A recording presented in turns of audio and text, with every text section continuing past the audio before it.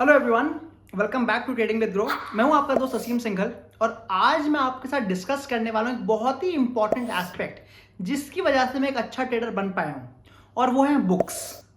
मैं आपको डिस्कस करने वाला हूं कि कौन सी ऐसी बुक्स हैं जिनकी वजह से मेरा ट्रेडिंग करियर काफ़ी अच्छा रहा है और मैंने उससे क्या क्या सीखा है। तो मैं कुछ बुक्स के आपको नाम बताऊंगा और ये भी बताऊंगा कि उसमें से मेरे जो की पॉइंट्स रहे हैं उन सारी बुक्स में वो क्या रहे हैं। और डेफिनेटली आपको इंकरेज करूंगा कि अगर आपके पास टाइम है तो आप भी इस बुक्स को जरूर पढ़ें। बट एज यूजुअल आगे बढ़ने से पहले make sure that you like this video and subscribe to our channel. तो चलिए शुरू करते हैं आज की वीडियो और मैं डायरेक्टली लेके चलता हूं आपको ऑन दी लैपटॉप, जहां पर मैं हर बुक का नाम भी लिखते जाऊंगा और उसके जो भी मैंने पॉइंट्स सीखे हैं वो भी आपको बताते जाऊंगा।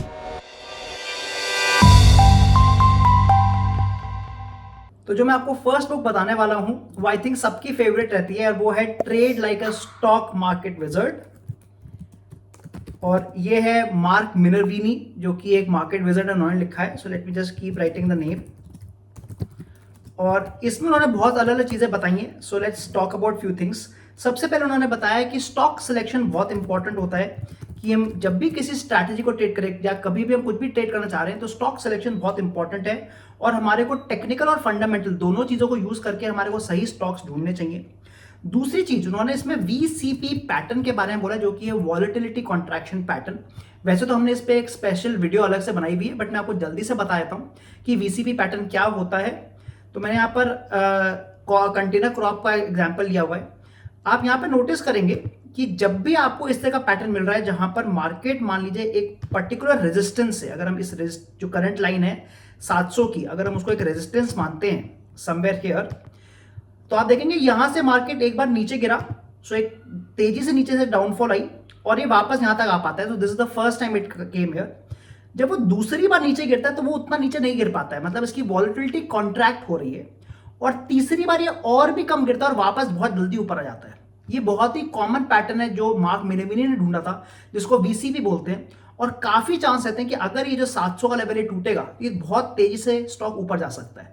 सो this was a pattern which was popularised by Mark मिनेविनी, जिसको हम वीसीपी पैटर्न बोलते हैं। इसके अलावा उन्होंने रिस्क मैनेजमेंट पे बहुत ज्यादा ध्यान दिया है और ये डेफिनेटली बताया कि हमारे को स्टॉप लॉस जरूर लगाने चाहिए अगर हम कोई भी ट्रेड कर रहे हैं तो।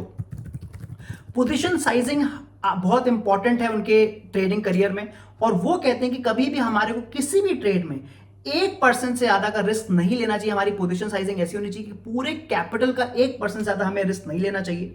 इसके अलावा वो टेक्निकल एनालिसिस भी यूज करते हैं, स्पेशली वो काफी मूविंग एवरेजेस और आरएसआई का भी उन्होंने यूज किया है। वो ट्रेडिंग साइकोलॉजी के बारे में बताते हैं कि कैसे हमें ग्रीड एंड फियर से बच के रहना चाहिए। और फंडामेंटल एनालिसिस पे उन्होंने काफी ज्यादा फोकस किया है। उनके हिसाब से हमें उन स्टॉक्स में एंट्री लेनी चाहिए जिनमें या तो स्ट्रॉन्ग अर्निंग्स ग्रोथ हो या फिर रेवेन्यू के काफी अच्छे चांसेस हैं ऊपर जाने के, तो उनमें वो लेना चाहते हैं ट्रेड। और फाइनली वो ये कहते हैं कि कंटिन्यूअस लर्निंग बहुत इंपॉर्टेंट है। कभी भी हमें ये नहीं सोचना चाहिए कि हमें सब कुछ आता है। Keep learning, keep adapting to the new trading environment.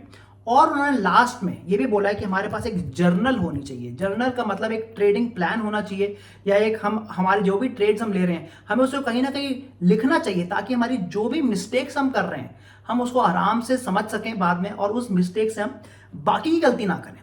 So this is my first book by Mark मिनेविनी। जो सेकेंड बुक है वो है Market Wizard and this was by Jack Schwager. तो अगेन इसमें ही उन्होंने जैक शॉगर ने अलग अलग लोगों का इंटरव्यू लिया था जो कि टॉप ट्रेडर्स थे और उनमें मार्क मिनेविनी भी थे। तो इन्होंने यहाँ पर बताया है कि बहुत सारे ट्रेडर्स का अलग अलग ट्रेडिंग स्टाइल होता है। तो जरूरी नहीं कि केवल एक ही तरह से हम प्रॉफिट कमा सकते हैं। Every trader has a unique trading style जिसके बेस पे वो ट्रेडिंग कर सकते हैं। उसके अलावा उन्होंने कहा रिस्क मैनेजमेंट बहुत इंपॉर्टेंट है जो कि मार्क मिनेविनी ने भी बताया था। उन्होंने साइकोलॉजी के बारे में बोला है सेम एज मार्क मिनेविनी की साइकोलॉजी बहुत इंपॉर्टेंट है। हमारे को अपने इमोशंस पे कंट्रोल करना आना चाहिए वरना ट्रेडिंग बहुत टफ हो जाएगी अगर हम ग्रीड और फियर के बीच में फंसे रह जाएंगे।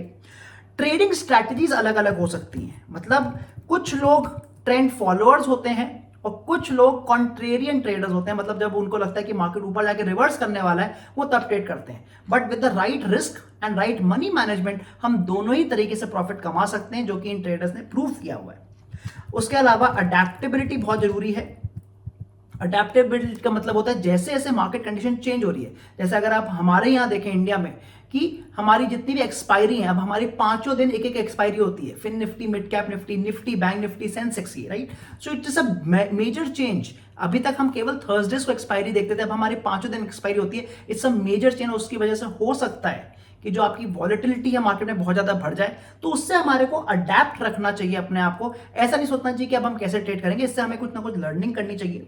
इन्होंने भी पोजीशन साइजिंग पे काफी ध्यान दिया है और इन्होंने फाइनली ये बोला है कि हम लोग को अपने मार्केट बिहेवियर के बेस पे जरूर ट्रेड लेना चाहिए। मतलब जिस तरह मार्केट बिहेव कर रहा है उसके बेस पर हमारे को अपनी स्ट्रेटजीज को चेंज करते रहना चाहिए। तो ये तो हो गई मेरी फर्स्ट 2 बुक्स। जो थर्ड बुक है उसका नाम है how to make money in stocks.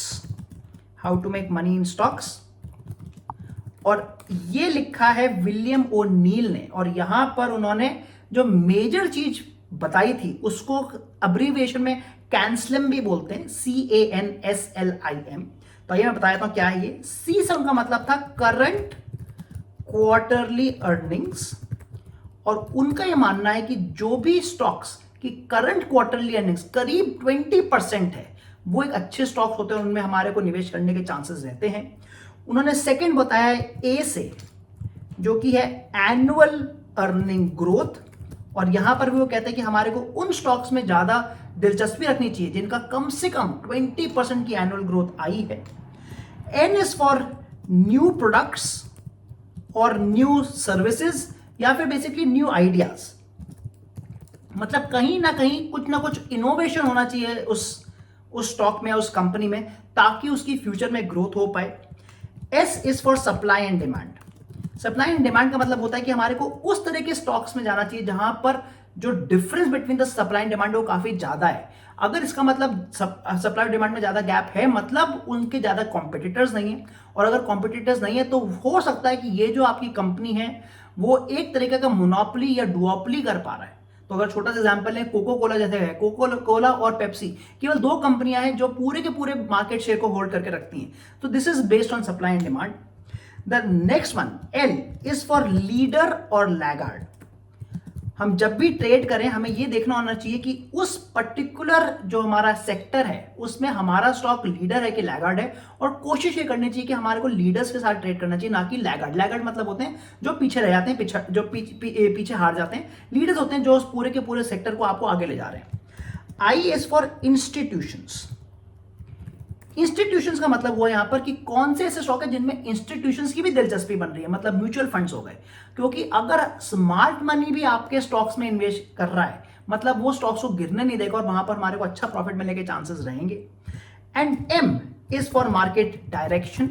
जैसे कि जैक स्वॉगर ने बताया था कि मार्केट बिहेवियर के बारे में हमारे को पता होना चाहिए, सेम चीज आप यहां देखेंगे कि विलियम ओ नील ने भी ये बोला है कि हमारे को मार्केट डायरेक्शन का जरूर आइडिया होना चाहिए, चाहे आप उसको मूविंग एवरेज से ले लें या किसी भी तरीके से ले लें, बट हम मार्केट डायरेक्शन के विपरीत ट्रेड ना करें। जिस डायरेक्शन में मार्केट जा रहा है उसी डायरेक्शन में हमें ट्रेड करना चाहिए, ताकि हमारी ट्रेडिंग करने के, प्रॉफिट करने के चांसेस ज्यादा बढ़ जाए। तो ये तो हो गई हमारी 3 बुक। अब मैं आपको बताने वाला हूं नेक्स्ट बुक, जो कि है how I made 2 millions in stock market. और ये है, आप जानते हैं इसको, this is by Nicholas Darvas. So let me write the name. How I made 2 million in stock market. That's the name of the book. और ये है निकोलस डार्वस की। निकोलस डार्वस जैसे हमें पता है उन्होंने बनाई थी बॉक्स थ्योरी, जो कि बहुत ही फेमस है। हमने इस पे अलग से सेपरेट वीडियो भी बनाई हुई है, but let me quickly show you कि बॉक्स थ्योरी क्या है और इसको कैसे ट्रेड किया जाता है। तो यहां पर मैं आपको FSL का चार्ट दिखा रहा हूं on an hourly time frame. अब निकोलस डार्वस का यह मानना था कि अगर कोई स्टॉक एक पर्टिकुलर बॉक्स में, मतलब एक रेक्टेंगुलर बॉक्स में फंस जाता है, समथिंग लाइक दिस, तो उसके अगर वो इस लेवल के ऊपर जाता है तो एक तेजी से स्ट्रॉन्ग मोमेंटम दे सकता है। इसको उन्होंने बॉक्स थ्योरी का नाम दिया था। और अगर हम इसी स्टॉक का एग्जांपल देखें तो हम यहां देख सकते हैं कि ये स्टॉक बहुत दिनों तक इसी लाइनों के, इन दोनों लाइनों के बीच में चलता रहा। So it was trapped between these 2 lines, but जब उसने ये ब्रेकआउट दिया बहुत तेजी से ऊपर गया। सो this is the very famous box theory. जैसे मैंने बताया कि इस पे हम अलग से सेपरेट वीडियो भी बना चुके हैं, आप उसको जरूर देखें। और यहां पर उनका यह मानना था कि अगर हम यहां पर एंट्री लेते हैं, तो अगर हम यहां पर एक एंट्री लेते हैं, बाइंग एंट्री लेते हैं, तो हम इसी बॉक्स का नीचे वाले पार्ट को हम स्टॉप लॉस लगा सकते हैं और उसके बेस पे हम ट्रेड कर सकते हैं। तो ये तो हो गया अभी फर्स्ट एंट्री, बट उन्होंने पिरामिडिंग को बहुत ज़्यादा इंपॉर्टेंस दी है और उनका ये मानना है कि अगर हमारे को आगे चल के एक और बॉक्स दिखता है जो कि मुझे अब दिख रहा है स्टॉक में, so if I add here, एक तरीका आप देख सकते हैं कि यहां पर एक नया बॉक्स भी बन रहा है। तो वो उनका ये मानना है कि अगर ये बॉक्स टूटता है फॉर द सेकेंड टाइम, मतलब एक बॉक्स आपका टूट चुका है, अगर यहां पर फिर से आपका बॉक्स टूटता है तो वो कहते हैं कि यहां पर हम पिरामिडिंग ट्रेड करेंगे। पिरामिडिंग मतलब हम यहां पर एक और एंट्री ले लेंगे बाइंग की, और दूसरी चीज हमारा जो स्टॉप लॉस था उसको हम ट्रेल करके यहां ले आएंगे। तो ये पूरा का पूरा उन्होंने बॉक्स थ्योरी के बारे में बात करी हुई है। And again it's a fantastic book, आप पढ़ सकते हैं और उन्होंने बहुत सारे एग्जांपल्स के साथ बताया कि कैसे वो बॉक्स थ्योरी को यूज करके उन्होंने ट्रेड करा है। So these were my favorite 4 books. Let me again show you the names. The first one is Trade Like a Stock Market Wizard. The second is Market Wizards. Third is How to Make Money in Stock Market. And the fourth, How I Made My First 2 Millions in Stock Market.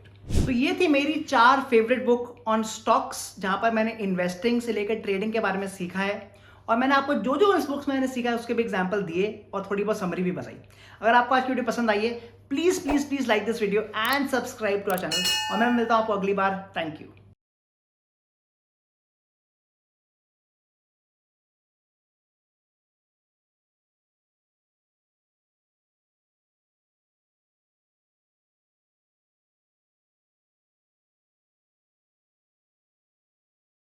Investment in securities market are subject to market risks. Read all the related documents carefully before investing. Please read the risk disclosure documents carefully before investing in equity shares, derivatives, mutual fund, and or other instruments traded on the stock exchanges.